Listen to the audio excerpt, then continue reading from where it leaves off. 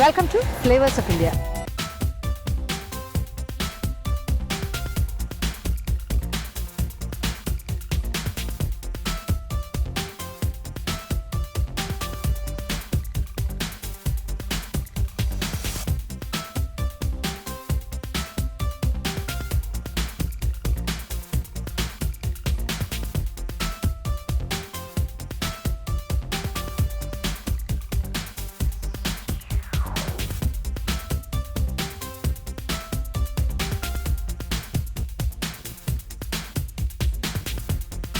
ഇപ്പോൾ ഞാൻ നിൽക്കുന്നത് കൊളച്ചിൽ എന്ന് പറയുന്ന സ്ഥലത്താണ്. കൊളച്ചിൽ എന്ന് പറയുമ്പോൾ അവിടുത്തെ ഏറ്റവും വലിയ പ്രാധാന്യം കൊളച്ചിൽ യുദ്ധം. ഹിസ്റ്ററി പഠിച്ച എല്ലാവർക്കും തന്നെ അറിയാം. നമ്മൾ സ്കൂളിലൊക്കെ പഠിച്ചിട്ടുള്ള ചരിത്രം അതിൻ്റെ ഒരു ഭാഗമാണ്. ട്രാവൻകൂർ ഹിസ്റ്ററിയുടെ ഭാഗമാണ്, കേരള ഹിസ്റ്ററിയുടെ ഭാഗമാണ് ഈ കൊളച്ചിൽ യുദ്ധം. അതിൻ്റെ ഒരു ബാക്കി പത്രം പോലെ ഇപ്പോൾ കൊളച്ചിൽ അവശേഷിക്കുന്ന ഒരു സ്തൂപമാണിത്. ഇതൊരു പില്ലറാണ്, കണ്ടല്ലോ. ഇതിൻ്റെ ഏറ്റവും മുകളിലായിട്ട് തിരുവിതാംകൂർ മഹാരാജാക്കന്മാരുടെ ചിഹ്നമാണ്, ശംഖ്. ഇത് എഴുതിയിരിക്കുന്നതെന്ന് നോക്കൂ. This pillar commemorates the victory of the Travancore army over the Dutch at Kolachil on the 31st July 1741 AD.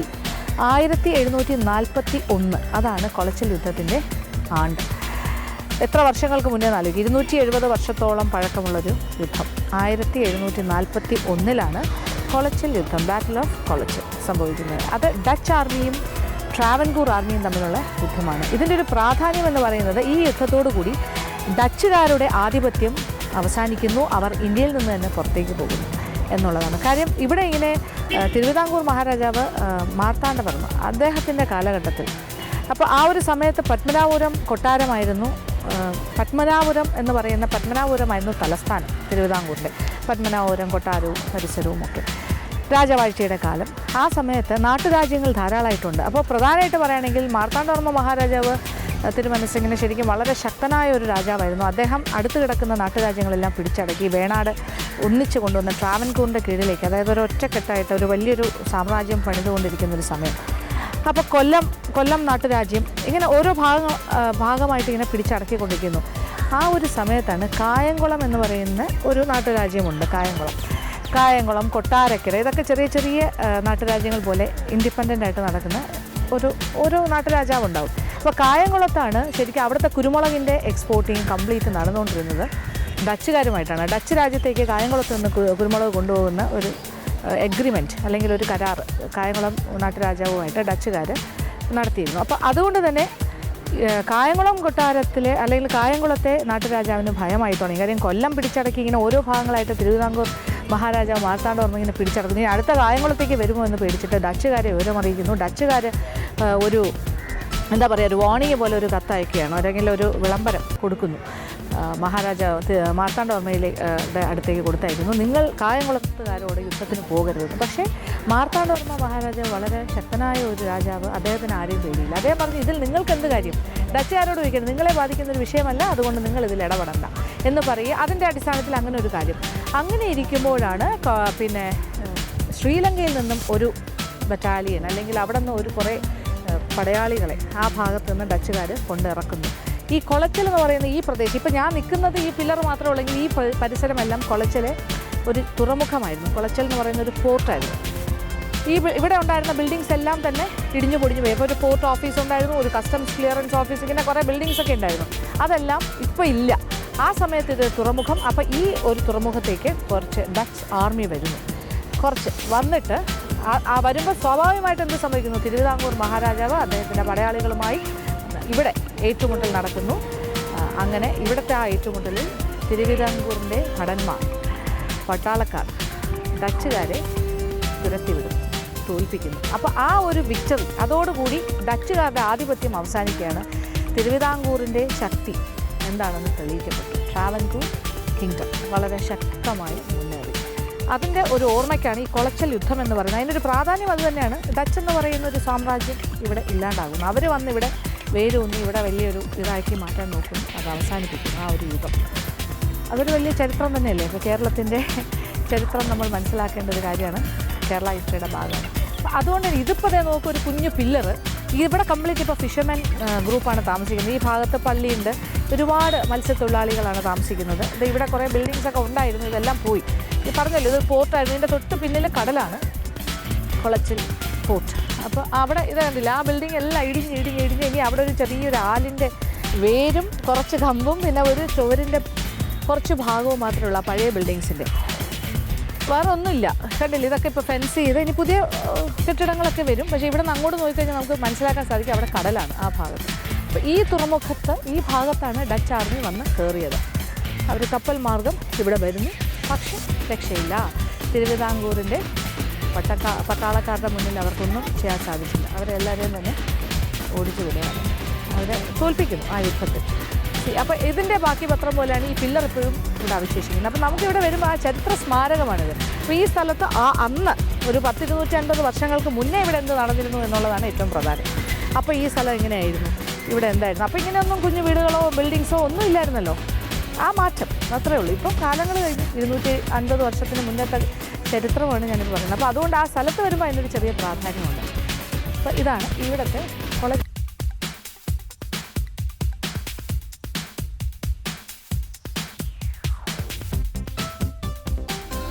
ഇല്ലേ, ഇതിപ്പോൾ കുളച്ചിലുള്ള ഇത് ഹാർബറാണ്, ശരിക്കും തുറമുഖമാണ്. ഇപ്പോഴും ഇതൊരു തുറമുഖമാണ്.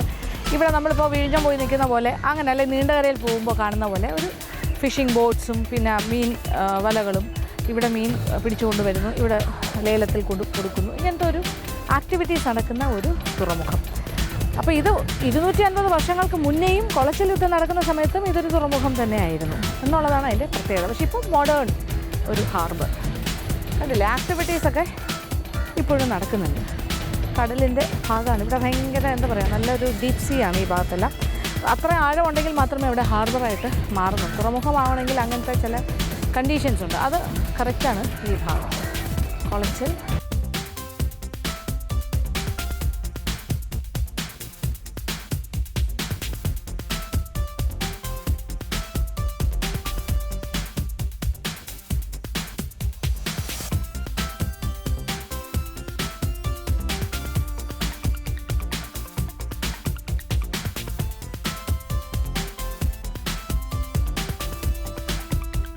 അപ്പോൾ പഴയ ചരിത്ര സ്മാരകങ്ങൾക്കുള്ളിലൂടെ നമ്മൾ സഞ്ചരിച്ചുകൊണ്ടിരിക്കുകയാണ്. അപ്പോൾ 1741 കാലഘട്ടങ്ങളിൽ ഉണ്ടായിരുന്ന കെട്ടിടത്തിൻ്റെ അവശിഷ്ടങ്ങളുടെ ഇടയിലൂടെയാണ് നമ്മൾ സഞ്ചരിക്കുന്നത്. നോക്കൂ, ഒരു വലിയ ആൽമരം ഉണ്ടായിരുന്നു, അതിൻ്റെ വേരുകൾ കയറി ആ സൈഡിലെ ചുവരിങ്ങനെയായി, ഈ സൈഡിലെ ചുവരിൻ്റെ അവസ്ഥ. ഇതെല്ലാം തന്നെ ഒരു 250 വർഷങ്ങൾക്ക് മുന്നേ നമ്മൾ കാണുക, ആ സമയത്തുണ്ടായിരുന്ന കെട്ടിടങ്ങളുടെ അവശിഷ്ടങ്ങൾ മാത്രം. അപ്പോൾ അന്ന് കുളച്ചിലുണ്ടായിരുന്ന കുളച്ചിൽ തുറമുഖവുമായി ബന്ധപ്പെട്ട് വരുന്ന ബിൽഡിങ്സ്, കെട്ടിടങ്ങളാണ്, തുറമുഖവുമായി ബന്ധപ്പെട്ട ഓഫീസുകൾ, അങ്ങനത്തെ കാര്യങ്ങൾ. ഇപ്പോൾ ഇനി ഇത് ഇത്ര മാത്രമേ ബാക്കിയുള്ളൂ. ആ സ്തൂപവുമുണ്ട്. പിന്നെ ഇതിൻ്റെ ഒരു പ്രത്യേകത എന്ന് വെച്ചാൽ ഇത്രയും പ്രദേശം ഇപ്പോഴും കേരള ഗവൺമെൻറ്റിൻ്റെ അധീനതയിൽ തന്നെയാണെന്നാണ് പറയുന്നത്. ഇനി ഇവിടെ വലിയ കൺസ്ട്രക്ഷൻ വരും, അതിൻ്റെ മുന്നോടിയായിട്ടാണ് ഇങ്ങനെ ഫെൻസ് ചെയ്ത് ഇവിടെ കെട്ടിടമെല്ലാം പണിയാനുള്ളൊരു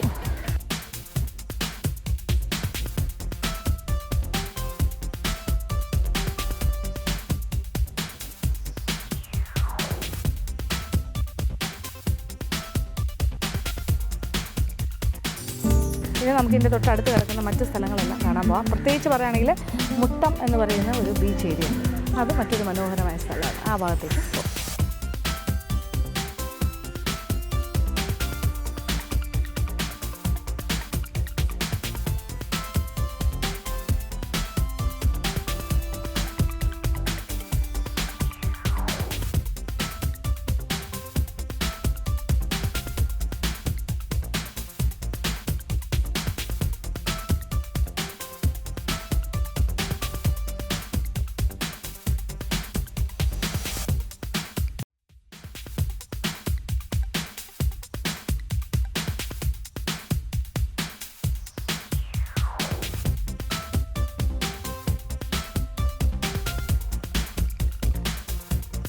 നമ്മളിപ്പോൾ മുട്ടം ബീച്ച് ഏരിയയുടെ അടുത്ത് തന്നെ എത്തി നിൽക്കുകയാണ്. കുറച്ചുകൂടി സഞ്ചരിച്ചു കഴിഞ്ഞാൽ ശരിക്കും ആ ബീച്ച് ഭാഗത്തേക്ക് പോകാം. പക്ഷേ ഇവിടെ നോക്കി കഴിഞ്ഞാൽ ദൂരെ ഇങ്ങനെ കടൽ കാണാൻ സാധിക്കും, അതെല്ലാം ആ സീ ഏരിയയാണ്. പക്ഷേ ഞാൻ ഇപ്പോൾ ഈ ഒരു ഭാഗത്ത് വന്ന് നിൽക്കുന്നത് എന്താ വെച്ചാൽ ഇവിടുത്തെ ഒരു ഭംഗി നോക്കിക്കോളൂ. റെഡ് കളറിലെ ചെമ്മണ്ണാണ്. ചെമ്മണ്ണ് തന്നെ ഒരു റോക്ക് ഫോർമേഷൻ പോലെയാണ് ഈ ഭാഗത്തെല്ലാം ഇങ്ങനെ ഉണ്ടായിരിക്കുന്നത്. ഇതൊരു നാച്ചുറൽ റോക്ക് ഫോർമേഷനാണ്. ഒരുപാട് സിനിമകളിൽ ഇത് കാണിച്ചിട്ടുണ്ട്. അതായത് ഇതൊരു പ്രധാന ലൊക്കേഷനായിരുന്നു പല പാട്ട് സീനുകളിലും ഫൈറ്റ് സീൻസിലും ഒക്കെ. ഏതാണ്ട് ഒരു ചമ്പൽക്കാട്ടിൻ്റെ ഉള്ളിലേക്ക് കടക്കുന്ന പോലെയാണ്. അവിടെ ഇങ്ങനെ മൺകൂനകളുണ്ട്. അതുമാതിരി ഇവിടെ റെഡ് കളറിലെ ചുമന്ന കളറിലെ മൺകൂനകൾ ഏതാണ്ട് ഇങ്ങനെ ഒരു പാറ മാതിരി ഇങ്ങനെ ഫോം ചെയ്തിരിക്കുകയാണ്. കണ്ടില്ലേ? ഇങ്ങനെ ഇങ്ങനെ ഇങ്ങനെ ഇങ്ങനെ ഒരു ലാബ്രിത് പോലെ, അല്ലെങ്കിൽ നമുക്കിങ്ങനെ വഴി തെറ്റുന്ന പോലെ ഇടവഴികളും ഇങ്ങനെ ഇങ്ങനെ ഇങ്ങനെ പോകുന്ന കുറേ ഭാഗം. അപ്പോൾ ഏറ്റവും വലിയ രസം എന്താ വെച്ചാൽ ഇപ്പോൾ ഇത്രയും ഭാഗം മാത്രമേ ബാക്കിയുള്ളൂ. ഇതിൻ്റെ ബാക്കി ഭാഗമല്ല, ഇത് ഒരുപാട് ഏരിയയിൽ ഇങ്ങനെ സ്പ്രെഡ് ഔട്ട് ചെയ്ത് കിടന്നൊരു കാര്യമാണ്.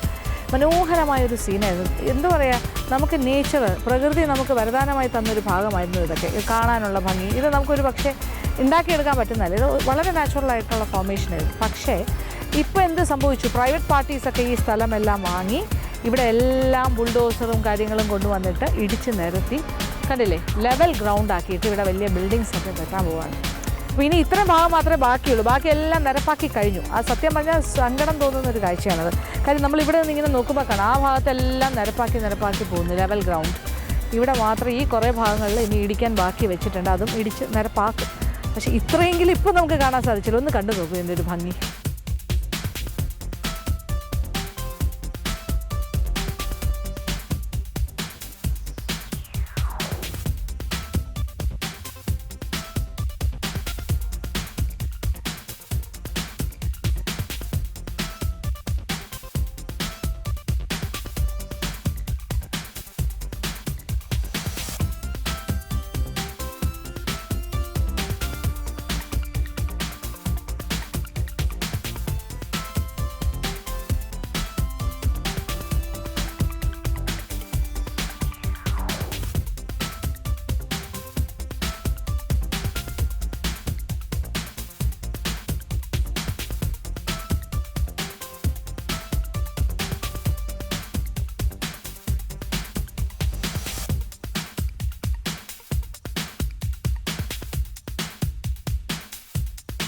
ഞാൻ ആ പാറക്കൂട്ടങ്ങൾ പോലെയുള്ള ആ ഫോർമേഷൻ്റെ ഇടയിലൂടെ ഇങ്ങനെ സഞ്ചരിച്ച് തുടങ്ങിയിരിക്കുകയാണ്. ഭയങ്കര ഒരു മിസ്റ്റീരിയസ് ആയിട്ടുള്ള ഒരു സീക്രട്ട് വഴിയിലൂടെ, എന്തോ നമുക്ക് അറിയാതെ വഴി തെറ്റി പോകുന്ന പോലെ. കണ്ടില്ലേ, ഒരു വിജനതയിലൂടെ ഞാൻ നടക്കുന്ന പോലെ. ഇവിടെയൊന്നും ആരുമില്ല. ഭയങ്കര സംഭവമാണ്. പക്ഷേ ഇതൊന്നും പാറയല്ല. അതാണ് ഏറ്റവും വലിയ പ്രത്യേകത. ഇതെല്ലാം ചെമ്മണ്ണാണ്. പക്ഷേ പാറ പോലെ ഉറച്ചിരിക്കുന്ന ചെമ്മണ്ണ്, കട്ട. പക്ഷേ ഇതെന്ന് പറഞ്ഞാൽ ഇത് യഥാർത്ഥത്തിൽ ഇതിങ്ങനെ തന്നെയാണ്. ഇതാരും കൊത്തി വെച്ചതല്ല. ഞാനിങ്ങനെ ഇതിൻ്റെ ഇടയിലൂടെ നടന്ന് കാര്യങ്ങൾ കാണുകയാണ്.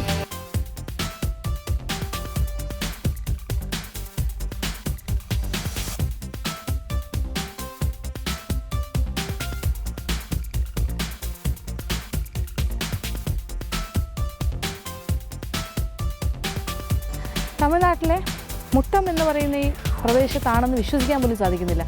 ഇത് മറ്റേതോ ഒരു സ്റ്റേറ്റിൽ മറ്റേതോ ഭാഗങ്ങളിലൂടെ ഞാൻ സഞ്ചരിക്കുന്നൊരു ഫീലാണ്.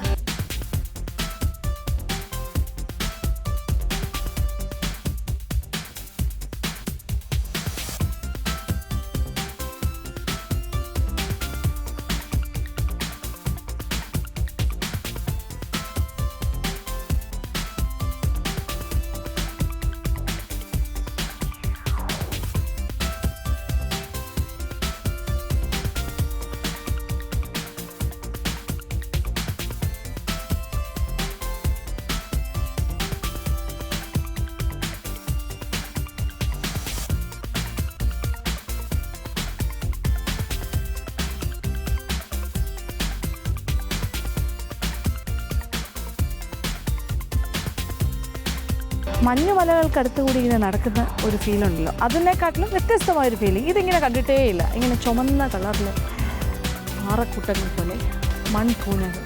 നോക്കൂ ഈ ഫോർമേഷൻ.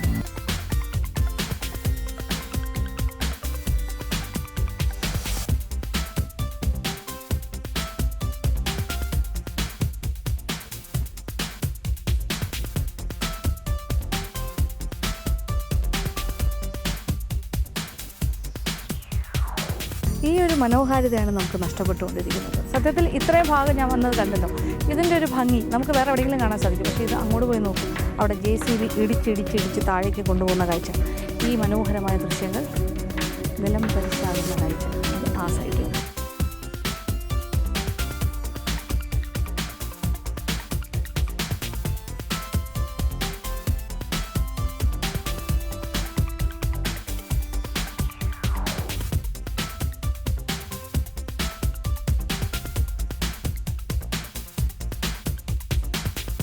പ്രദേശം മുഴുവൻ ഇങ്ങനെയായിരുന്നു. ഒന്ന് ആലോചിച്ച് നോക്കൂ, ഇപ്പോൾ നമ്മൾ കണ്ട ആ ഒരു രീതിയിൽ ഈ പ്രദേശം മുഴുവൻ അങ്ങനെയായിരുന്നു. പക്ഷെ എന്ത് ചെയ്യാൻ, ഇപ്പോൾ നോക്കൂ, തരിശ് ഭൂമി പോലെ കിടക്കുന്നു. ആ JCB വന്നിട്ട് എല്ലാം ഫ്ലാറ്റാക്കി.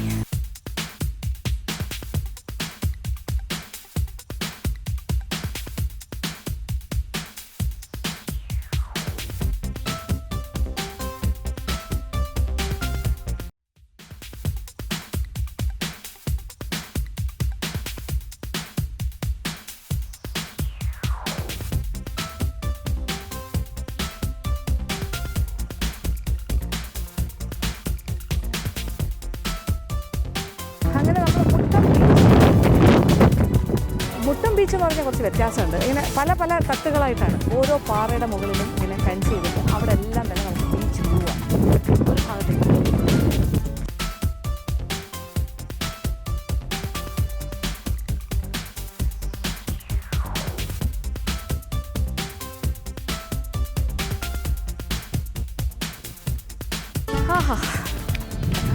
ഇത് നമ്മൾ ഒരു പാറയുടെ മുകളിൽ എത്തിയിരിക്കുകയാണ്. ഇത് ഇവിടുത്തെ ഏറ്റവും ടോപ്പ് മോസ്റ്റ് വ്യൂ പോയിന്റ് എന്ന് പറയാം.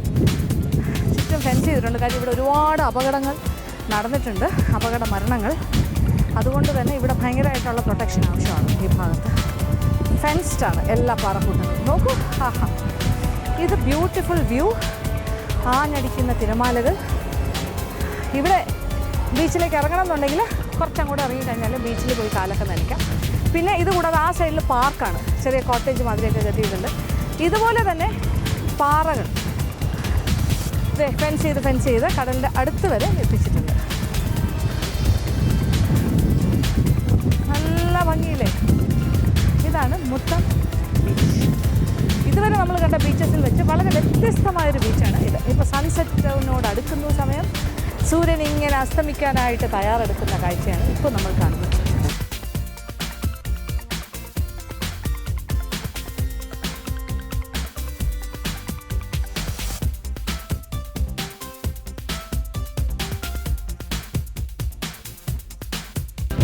ഇവിടെ നിന്ന് ബീച്ച് ആസ്വദിച്ചിട്ട് എനിക്ക് മതിയാകുന്നില്ല ശരിക്കും. എനിക്ക് താഴേക്ക് പോകണം, ആ കടലിൽ നിന്ന് കാല് നനയ്ക്കണം, പിന്നെ ആ പാറക്കൂട്ടത്തിൻ്റെ ആ ഭാഗത്തേക്ക് താഴേക്ക് പോകണം.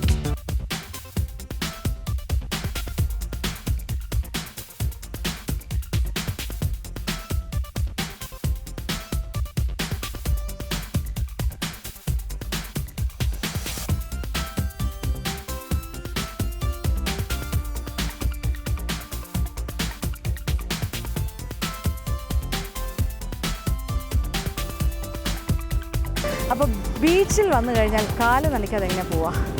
അതെ, കടൽ തിരമാലകൾ എൻ്റെ കാലുകളെ തലോടിക്കൊണ്ട് മുന്നേറുകയാണ്. പക്ഷേ ഇത് അത്ര വലിയ സേഫായിട്ടുള്ള ബീച്ചാണെന്ന് തോന്നില്ല. പ്രത്യേകിച്ച് സന്ധ്യാസമയം, സൂര്യാസ്തമയം, ആ സമയമാണ്. കുറച്ച് സീ വളരെ റഫായിക്കൊണ്ടിരിക്കുന്ന ഒരു സമയമാണ്. എന്നാലും നമുക്കൊരു ചെറിയ രീതിയിൽ ഒരുപാട് ഉള്ളിലേക്ക് പോകണ്ട, ഇങ്ങനെ തിരമാലകൾ വരുന്നതൊന്ന് ആസ്വദിക്കാം.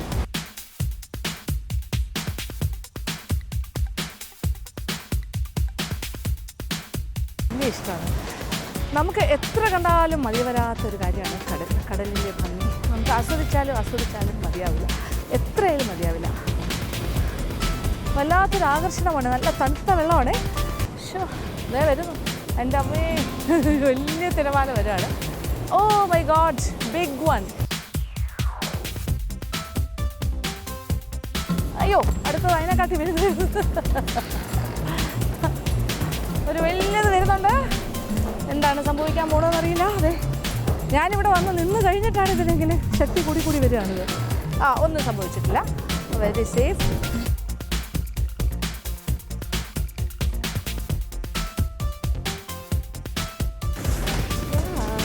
കുഴപ്പമില്ല.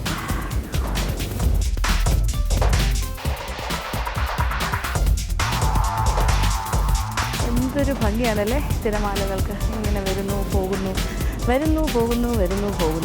മനോഹരമായ കാഴ്ച. നടന്ന് ആ പാറയുടെ ആ ഭാഗം വരെ പോകാം.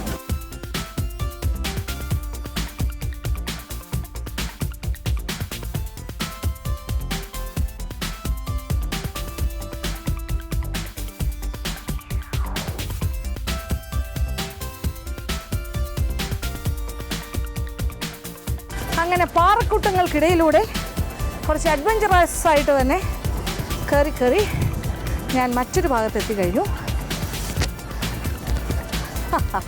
ഇതും ഫെൻസ് ചെയ്തിരിക്കുന്ന ഒരു ഭാഗമാണ്, കടലിനോട് കൂടുതൽ ചേർന്ന് കിടക്കുന്ന ഒരു പ്രദേശം. കണ്ട, ഇവിടെ ശരിക്കും തിരമാലകൾ ഇങ്ങനെ ആഞ്ഞടിച്ചാൽ ഇവിടേക്കും കൂടെ വെള്ളം ഇങ്ങനെ തെറിക്കുന്ന കാഴ്ച കാണാം. ഭയങ്കര ഫോഴ്സിലാണ് ഈ പാറക്കുട്ടങ്ങളുടെ മുകളിലേക്ക് തിരമാലകൾ വന്ന് ആഞ്ഞടിക്കുന്നത്.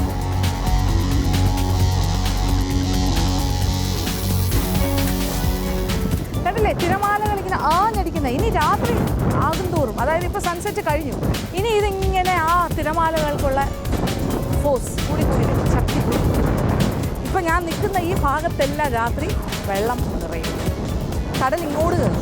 അത് കഴിഞ്ഞ് പിന്നെ രാവിലെ ആകുമ്പോൾ കടൽ തുറന്നിരിക്കുക, വേലിയിറക്കം വേലിയേറ്റമൊക്കെ അങ്ങനത്തെ ഒരു പ്രതിഭാസം കടൽ കണ്ടില്ലേ. പക്ഷേ ഇതെല്ലാം പകൽ സമയങ്ങളിൽ സന്ദർശകർക്ക് വരാൻ അലൗഡ് ആയിട്ടുള്ള പ്ലേസാണ്. കാര്യം ഫെൻസ് ചെയ്തിരിക്കുന്ന കണ്ടല്ലോ. എന്തായാലും ആൾക്കാർ ഇവിടെ വരുന്നുണ്ട്, ഈ ഭാഗത്ത് നിൽക്കുന്നുണ്ട്. പക്ഷേ നമ്മൾ കുറച്ച് കെയർഫുൾ ആയിരിക്കണം എന്ന് പറഞ്ഞു. പാറക്കുട്ടങ്ങളാണ്, വഴുക്കലുള്ള പാറകളിൽ ചവിട്ടാൻ ശ്രമിക്കുക. പിന്നെ സമയം ശ്രദ്ധിച്ച് വേണം വരാൻ. കടൽ ഭയങ്കര പക്ഷേ ഇതൊരു വളരെ വ്യത്യസ്തമായ ബീച്ചാണ്. ഞാനിവിടെ നിൽക്കുന്നു എന്നുള്ളത് കടലിന് അറിയില്ല, പ്രതീക്ഷിക്കുന്നില്ല ഇങ്ങനെ ഒരാളിങ്ങനെ ഇതിങ്ങോട്ട് വരാൻ നോക്കി നിൽക്കുകയാണ് ഈ തിരമാലകൾ.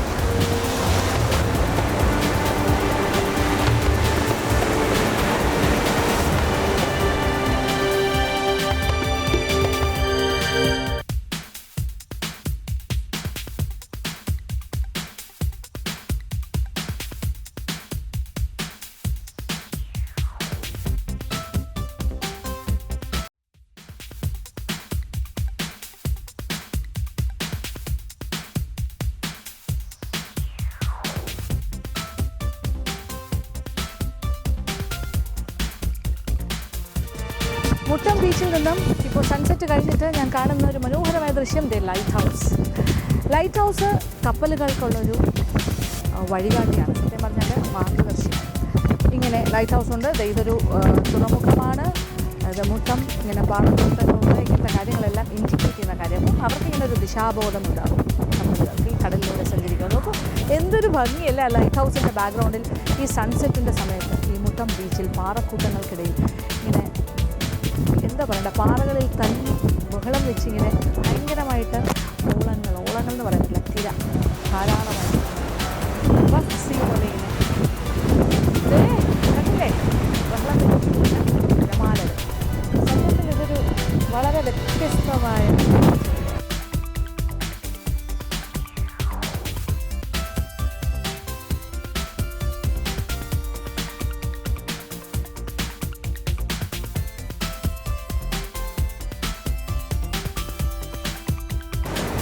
ഇന്നത്തെ ഈ മനോഹരമായ ദിവസം ഈ കടലിനോടും തിരമാലകളോടും സല്ലപിച്ചുകൊണ്ട് കുറേ നേരം ആസ്വദിച്ചുകൊണ്ട് ഞാൻ അവസാനിപ്പിക്കാൻ പോവാണ്. അപ്പോൾ കൂടുതൽ കാഴ്ചകളുമായി വീണ്ടും വരും. അതുവരെ